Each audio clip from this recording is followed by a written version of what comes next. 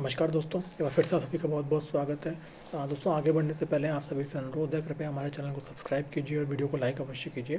दोस्तों, आज हम बात करेंगे महाराष्ट्र की, क्योंकि बड़ी खबर महाराष्ट्र से आई है।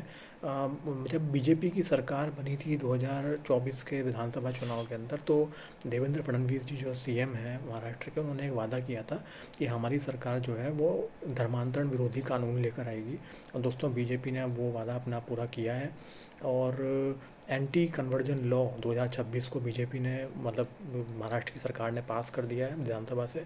और दोस्तों, इसमें जो है कड़े प्रावधान किए गए हैं धर्मांतरण को रोकने के लिए। इसमें जैसे कि जो फोर्स्ड मैरिज के थ्रू का कन्वर्जन है, यानी कि जिसको लव जिहाद बोलते हैं।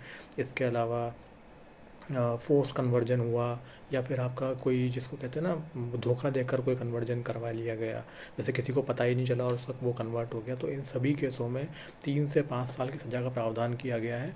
और इसके अलावा 1 लाख रुपए का जुर्माना भी लगाया गया है, जो वहाँ जुर्माने का प्रावधान भी किया गया है। दोस्तों, इसके अलावा अगर अनुसूचित जाति और जनजाति के केस में कन्वर्जन होता है तो 7 साल तक की जो है सज़ा है का प्रावधान है।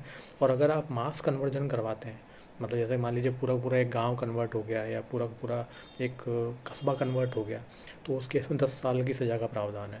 जी हाँ दोस्तों, और इसके अलावा इसमें ये प्रावधान भी किया गया है कि अगर मान लीजिए कोई लीगली कन्वर्ट होना चाहता है, किसी दूसरे धर्म में कन्वर्ट, जैसे मान लीजिए कोई क्रिश्चियन से हिंदू बनना चाहे, कोई मुस्लिम से क्रिश्चियन बनना चाहे, कोई क्रिश्चियन से मुस्लिम बनना चाहे, इस तरीके से, तो आपको वो जो डिस्ट्रिक्ट मजिस्ट्रेट है उसको 30 दिनों का एडवांस नोटिस देना होगा पहले।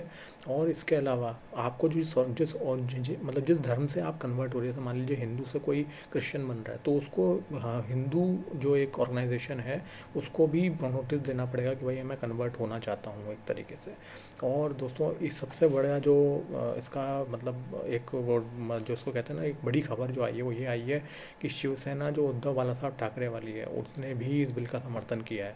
जी हाँ दोस्तों, तो इस बिल का समर्थन एक तरीके से भाजपा ने, शिवसेना शिंदे जी वाली, और शिवसेना जो उभाटा है उद्धव बाला साहब ठाकरे वाली, इसके अलावा शरद को अजीत पवार जी वाली एनसीपी, उन्होंने इसका समर्थन किया है। इसके अलावा कांग्रेस, समाजवादी पार्टी और जो शरद पवार जी वाली एनसीपी है उसने इसका विरोध किया है। तो दोस्तों देखिए, ये सही बात भी है। धर्मांतरण जो है वो किसी भी तरीके से गैर कानूनी नहीं होना करवाना तरीके से नहीं होना चाहिए, इसका विरोध होना चाहिए।